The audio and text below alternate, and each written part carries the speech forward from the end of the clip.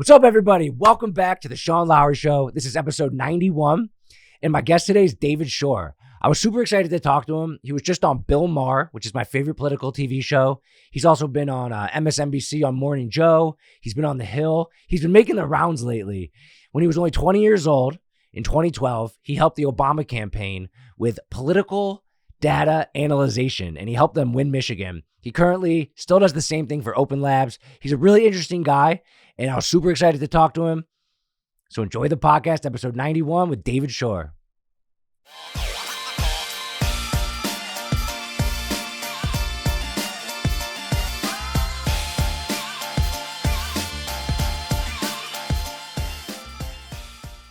All right, so I've been starting on my podcast a little differently lately, and I'm gonna start with like a 90-second just like rapid fire questions to get to know you a little bit, just random questions.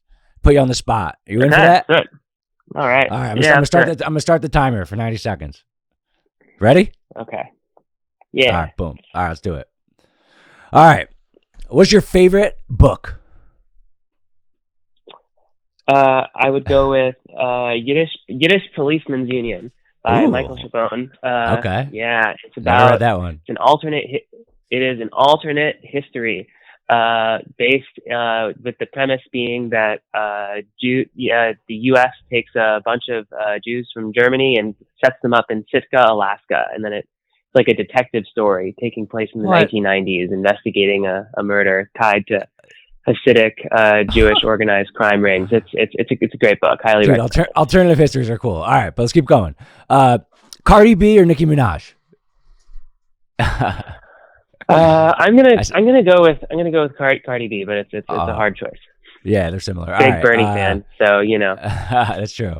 Netflix or YouTube? I'm gonna go with Netflix. The comments on YouTube are terrible. No comments on Netflix. That's the true. Who's your favorite sports team? I don't really follow sports, but I'm from Miami. I'll say the Miami Heat. They're that period where they won every single championship. That was fun. All right. And who's your favorite American president of all time? I'm just gonna go with Barack Obama because he was my boss. But That's otherwise maybe FDR. But I'll just go with Barack Obama. Okay, good answer. All right, cool. That's 90 seconds. All right, awesome, man. Yeah. So yeah, I saw you on Bill Maher. That's like my favorite show. It's my favorite political show. Like this is essentially like an entrepreneurship podcast, and I talk about politics sometimes. I'm interested in it, but I was really interested by what you do. Was that a great experience to go on a show? Yeah, it's interesting. It was my first time being on like a studio. I had been on Morning Joe the week before, and that was my TV premiere. But like actually, he flew me out to Los Angeles. By the way, the hotels he got for me is the nicest hotel I've ever stayed in. Wow. Apparently, Los Angeles is very nice. I had makeup on. It was a cool experience. I was definitely pretty nervous, but it's super fun. Yeah, VIP treatment. That's really cool. Did you get to like hang out with Bill after the show and like smoke weed with him or something like that? Because I know he always says he does that after the show. I was given the impression that that's normally how it is, but with COVID, there were all these super strict rules about who you could hang out with. I did get to hang out with Heidi Heitkamp, which in my circles is pretty cool.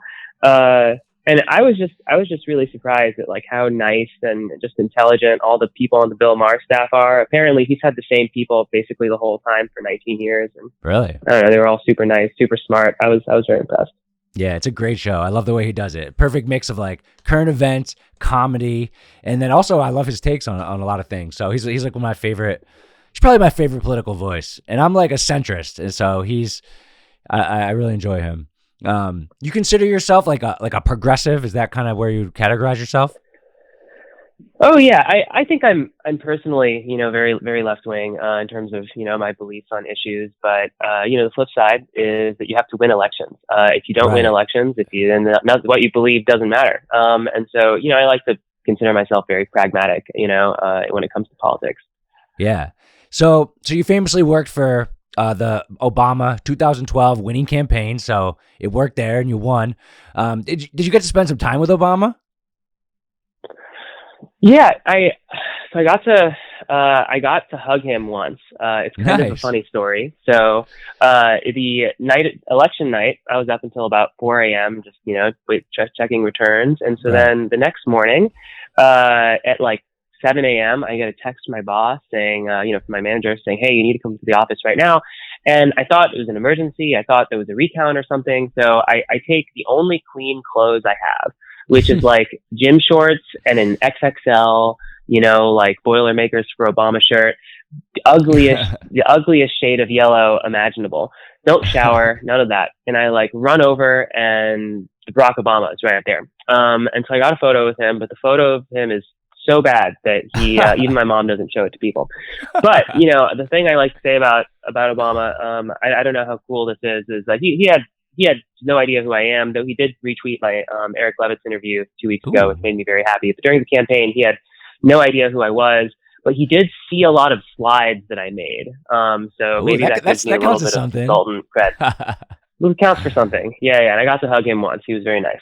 That's so cool. So when you were on the campaign team, you're a data scientist. You basically put together like data, right, for polls. And then my question is, like, what were some decisions that were made off of the data that you put together? Like, do you ever get to see the direct effects of, like, do you provide the data and then like another team makes decisions, or how does that work? Well, ultimately the people in charge make decisions, but we definitely give recommendations. So like the kind of stuff we would do. So, in the Obama campaign, we surveyed over 1 million people over the course of the campaign, in every state. We did lots of experiments to figure out, what the best, most persuasive way to talk to people is. Should you talk to people about the economy? Should you talk to people about immigration? And we also came up with, strategies to target people. And there were, I think that the stuff we did, had a really big impact. My particular job was, I built the forecasting engine that told the campaign how close every state was and basically how much they should spend where. And, I think I could give one story of, I think we ended up having a really big impact, was, basically the way that we do polling. And I talk about this on Bill Maher, but, the biggest problem, with polling is that the people who answer polls, are generally pretty weird. And, the problem is it's not, if it was just constant, that'd be one thing, but who answers polls at any given time really changes. And so basically the way we did things compared to public pollsters, we invested a lot of time putting together a big national voter file of every single, registered voter in the country. And it had a lot of information like, what's your party registration, or what party primary did you vote in before? And we spent a lot of time building these, they're called support scores in our industry, where basically it's like, what's the probability that this person is going to vote for Obama versus voting for Mitt Romney? And so basically in the summer, all the public polls showed that support in Michigan was dropping, and that Michigan was suddenly a very close state when previously it had been pretty Democratic. Right. And in our polls, Michigan was totally steady. And it was a very nerve-wracking thing because then the Romney campaign, went in and started their polls apparently also showed Michigan was close. And so they just started pouring money into Michigan. And it was a very awkward position, for me, where I was saying, well, I think that everyone else in the world is wrong and we're right because we have better data and we're smarter. And it's a very awkward thing to do. But, we looked because when we do our surveys, we can join and see their characteristics. And we just looked and we saw that for some reason, all the Democrats just stopped answering their phones in the summer in Michigan. I don't know what it was. Maybe it was football games. Maybe they were all out on vacation, partying by the lake. But Democrats weren't answering their phones and Republicans were. And as a result, the polls changed, but it wasn't a real change. And so we were able to tell Obama, hey, don't save your money, put it somewhere else. And we saved about $15 million. That whole thing paid for our whole department. That's incredible. And I was 20 years old at that point. Yeah, we did win Michigan. I mean, so you're telling Barack Obama, don't spend money in Michigan, and I'm a 20-year-old, don't spend money in Michigan. But ultimately, you were right, which is crazy. It was very stressful. I was very, very stressed out at that point. So I have a question about polling, right? So I heard you about talking on Bill Maher, and the common thing is a lot of people say, I never answer the phone, I don't do the phone, and you talk about people that are weird that answer the phone and give their time. Okay, I've never got a phone call for polls, but there's this website. I'm not sure if it's one you're associated with, but it's CIVIQS, civics.com or civ, I don't know. But civics, yeah. Yeah. So I get emails from them. I'm not associated with them, but I do know them, yes. Okay, I get emails from them all the time during campaign season, and it's just 10 questions, and it's like, how do you feel about Trump? What's your 1 to 10? How do you feel about this issue? And I always answer those polls. It's quick. It's an email. I feel like I'm participating, and I get to see what the questions are. And it's just an easy, on my own time, not a phone call, 10 question, quick, multiple choice email poll. And it's so much simpler and so much easier. And I've answered tons of those. Yep. And why is the conversation about polling always about phone calls? There's such better ways to get people to fill out a form. Shouldn't it be more emails or text messages or little surveys online? Yeah, no, I 100% agree with that. My firm, we haven't done a phone poll since 2017. In 2016, my polls, were just as wrong as everyone else's. And I looked and I was like, this is bad. I'm not messing around with this anymore. So we don't do phone polls. I think they're like phone polls. I think are just hopelessly biased. Just to go through, some of them, obviously, yeah. Well, the biggest thing, that I think is just hard to just adjust away is the people who answer phone polls are just so much more politically engaged than the overall population. Just think of how crazy you have to be to just see a random unknown number on your cell phone and pick it up, and then someone's like, would you like to spend the next 20 minutes talking to me and telling me all of your views? And who are the people who say yes? Those people are crazy. They're bored. No, to be clear, I don't want to make them be negative. They're better people than me, and we've tested, they have much higher levels of social trust. They're more likely to say that people are fundamentally good. They're more agreeable. They're nicer. But that's not the electorate, they're much more politically engaged. They vote at much higher rates. 93% of people who pick up phone surveys vote. And that is not true for the overall population. Of course. Now that said, with web panels have their own issues. And this is the big problem with our field is there's just no unbiased source of information anymore. Like talk about web panels, but civics is free. And, one of the things about civics is it does, because it's free, it does attract people who are more interested in politics. They don't pay. It's true that it's very quick and it has a lot of advantages. So I'm not criticizing them. But one known bias is that they have people who are, unusually knowledgeable about politics. But then there are other web panels, and the way they recruit people is, you're clicking on pop-up ads. Oh, come on. Hello? Yep. What's up? Hello? Yeah. Oh, Can you hear me? Sorry about that. All good. Yeah. Sorry. Yeah. Sorry. A call popped up and then the thing went out. Okay. Sorry. So web panels. Yeah. I'm sorry. Yeah. So just to talk a little bit, about web panels, like civics, for example, it has a lot of ideological polarization because they don't pay people. It is very convenient. So I don't want to criticize them too much. But another set of web panels, what they do is they have pop-up ads and they're like, make 15 cents or whatever. And they attract, working class people, low trust people, in ways that, a lot of people in the industry consider them low quality web panels, but I think that they're actually better in a lot of ways because they have normal people. What kind of people click on pop-up ads? Swing voters, Right. And so there's something there. But the flip side is if you're paying people 15 cents to take a 10-minute survey, you're going to get a lot of people who, work at home, a lot of people on disability. And so it's very hard. I think the thing I'll say here is that, technology is supposed to make, problems easier. And I think this is a really interesting case where technology has made things harder. If you look at phone surveys in the 1940s, 80% of people answered the phone.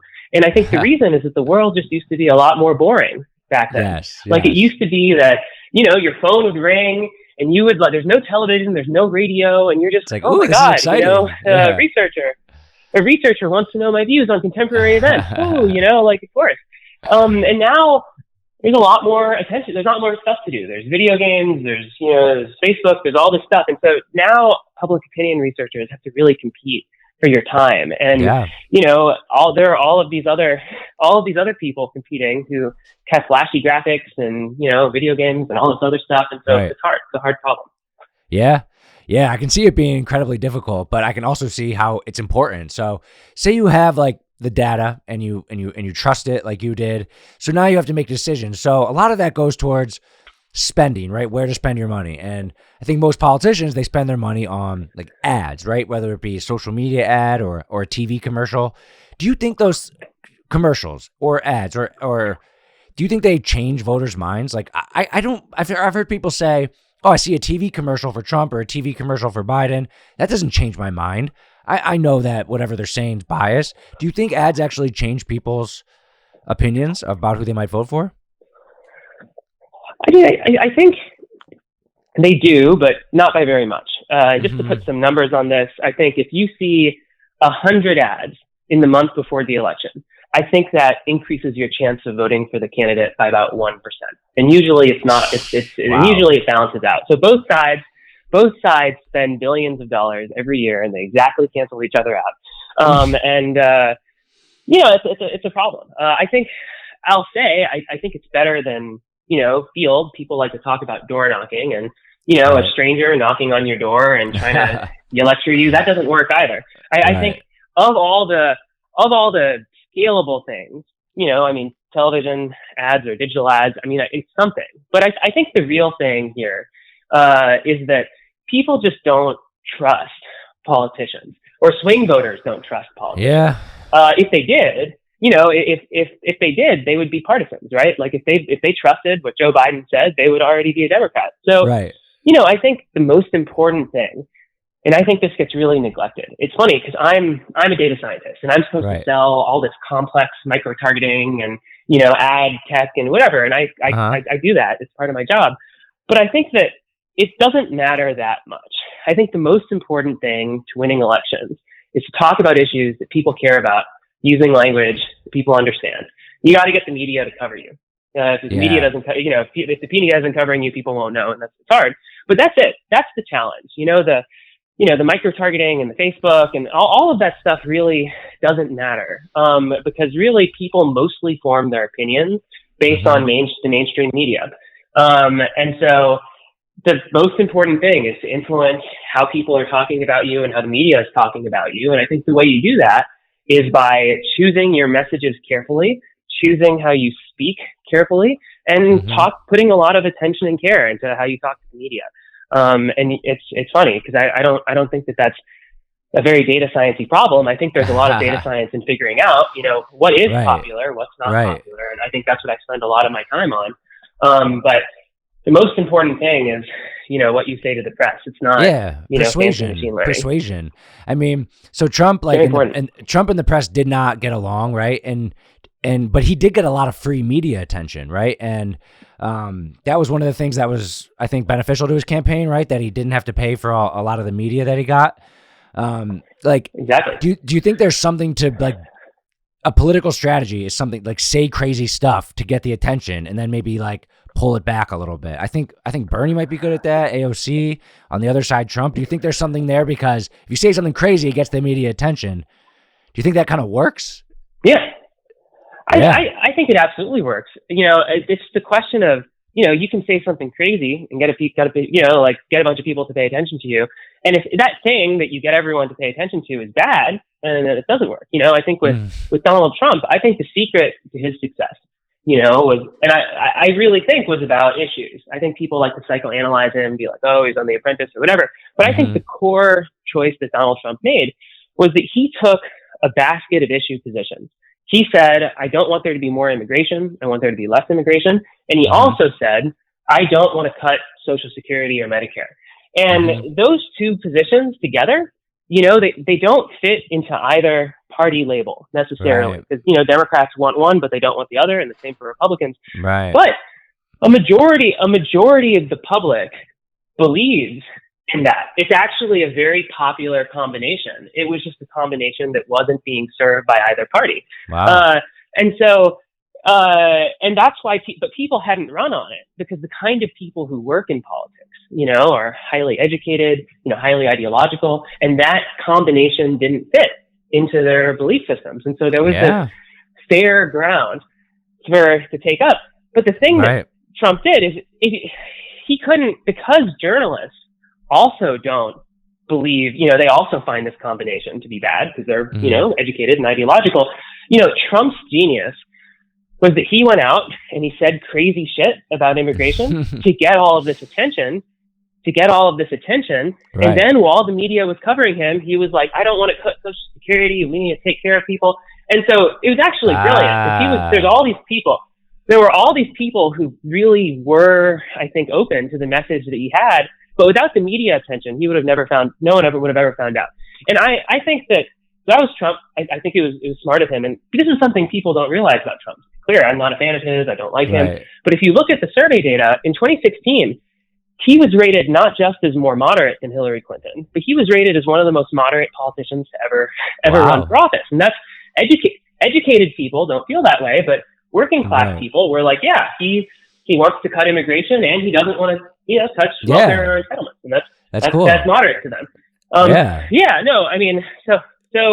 But with Bernie, I think it's a similar phenomena where, he was very good at getting media attention, by, talking about, calling himself a socialist or, talking about free college. And I think, free college is an interesting example, of something that, a lot of regular people support, but that people who work in politics or work in journalism, really see as a crazy thing. Yeah, it doesn't really make sense because what if someone just paid off their student loans and then the next day it's like they're gonna be like, oh come on, like I just paid them off. It's a tough one, but it sounds good and it's interesting. Well, I think it helped him get his base because I think that both socialism and in free college, it might be unpopular with the public overall, but it's something that's highly correlated with age. Young people are much more likely to support free college. They're also much more likely to have a favorable view of socialism. It's a heavily age-loaded issue, as we say in my industry. And so by going and saying, oh, I'm a socialist, oh, college would be free, he was able to get journalists to cover him a lot and then broadcast this message to people. And then that gave him a base. For the first time, there have been a lot of people like Bernie who have tried to run as progressive challengers, but they've always had trouble, finding a base of support.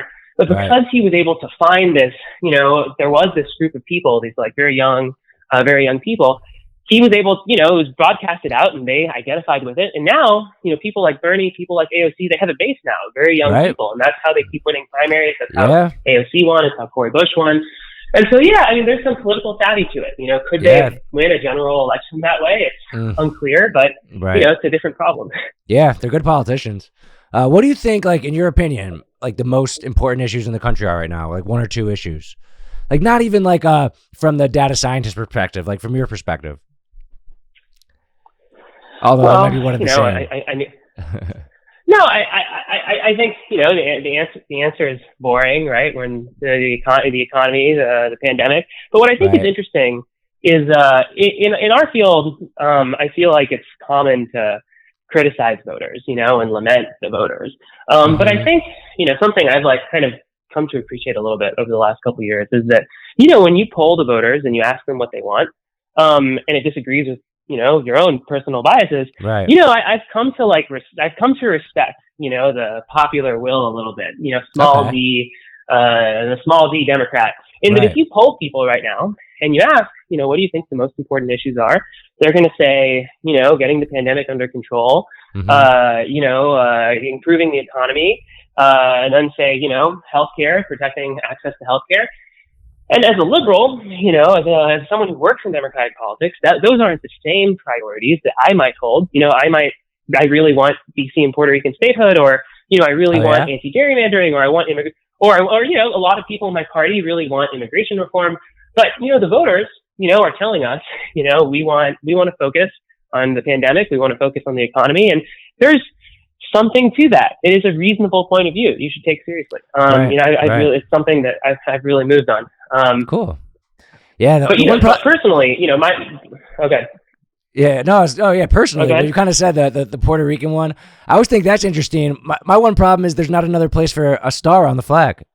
I'm joking. Yeah, but it does make it uneven. No. Yeah, no. I mean, you gotta. If you guess, that's right. You gotta make the stars a little smaller. Maybe you can come up with a new pattern.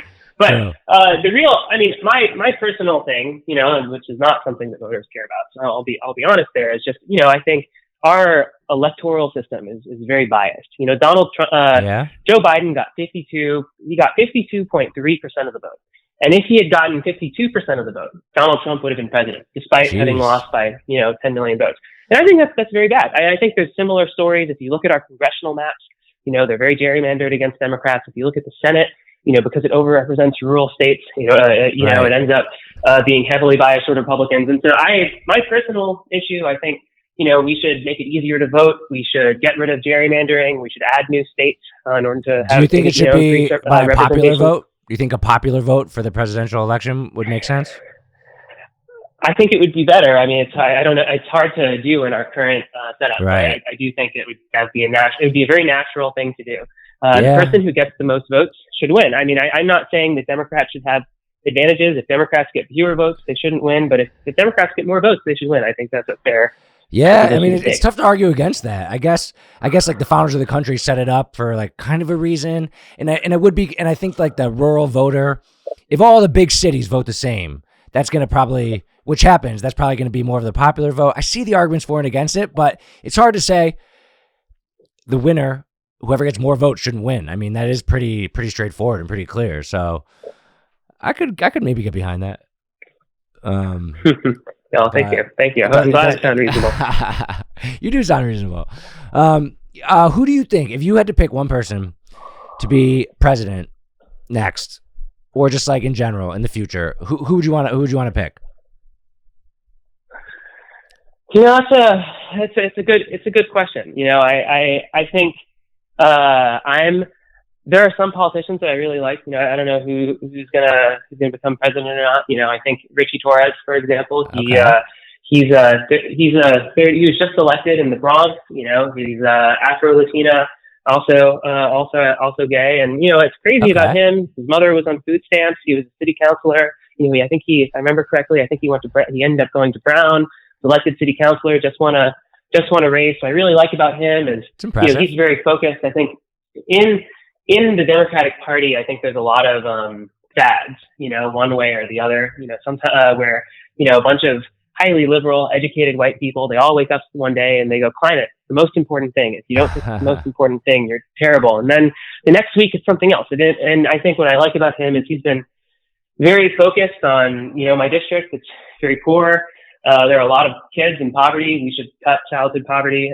So that's, it's personally why I got into politics. I'm not a fan of childhood poverty. I don't think many people are, but I think it's important.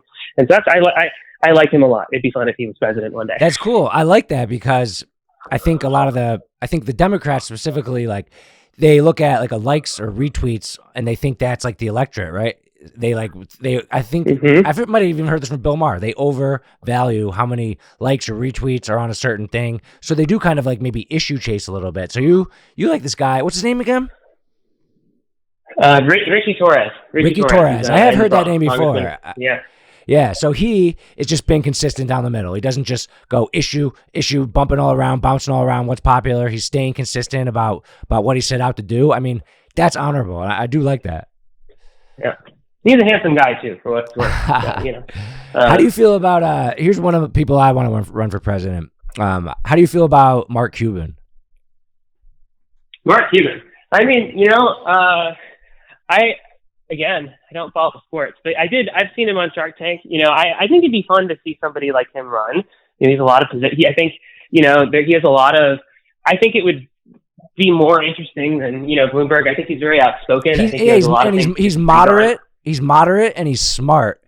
And I feel like he could be like Trump, but like toned down a little bit. I mean, I'm naturally attracted to like the businessman, entrepreneur kind of a little bit. Like I do like that. And Mark Cuban, I've been noticing that he like at his basketball games, they took out the national anthem. I don't really like that personally, but I mean, I like that he can kind of, I feel like he should run as a Democrat, like a centrist Democrat, and I would definitely vote for him. I don't know. That's someone who I want to be president. I think he would be really good. Yeah, no, I mean, whether or not I want them to win, I think that there aren't enough centrists in the Democratic Party right now, and I think the public.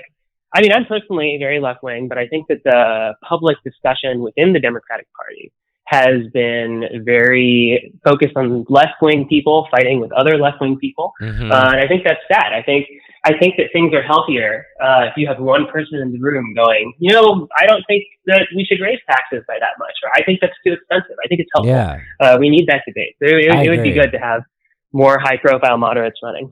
Right. I agree. And that's why I love Bill Maher so much. I feel like he's kind of the voice in the party a little bit. I know he's just on TV, but from what I see in the public, he's kind of like, yo, Democrats, we got to be a little smarter. We can't raise taxes. We can't be all focused on climate change. We can't be focused on cancel culture. Like, that's what I love about Bill Maher, because I feel like I'm a little bit of a Democrat at heart, but sometimes it goes too far. And Bill Maher, I feel like it's kind of like smacking everyone back like to into reality a little bit. That's what I love about him. Well, I have one statistic I'll say, just to things out, which is, if you look at, white voters under the age of 34 who have a college degree, they're only 5% of the electorate. They're only 5% of people who vote. But, that group of people, these young college educated white millennials, they are a majority, literally a majority of people in the media, people who work in Democratic politics. And I think that's really unhealthy. And, I think I don't agree with everything Bill Maher says, but, I think he is pushing back against that a little bit. It is important to hear more voices, to have more voices in the room. Obviously, normally when we talk about that with more traditional measures of diversity, and I think that's very important. But, I think we have a little bit, when one small sliver of the population has so much cultural voice and power, I think it really does cut down on debate and make our ideas worse. So excited to see different kinds of people talking. Yeah, I agree with that. All right, David Shor. Hey, man, it's been an absolute pleasure, and I'm excited to keep following you. I know you're a busy man, popping up on TV everywhere, and it's been great to talk to you, and I'm excited to see where you go in the future. Awesome. Thank you. Honored to be here. Thank you. All right. See you, man.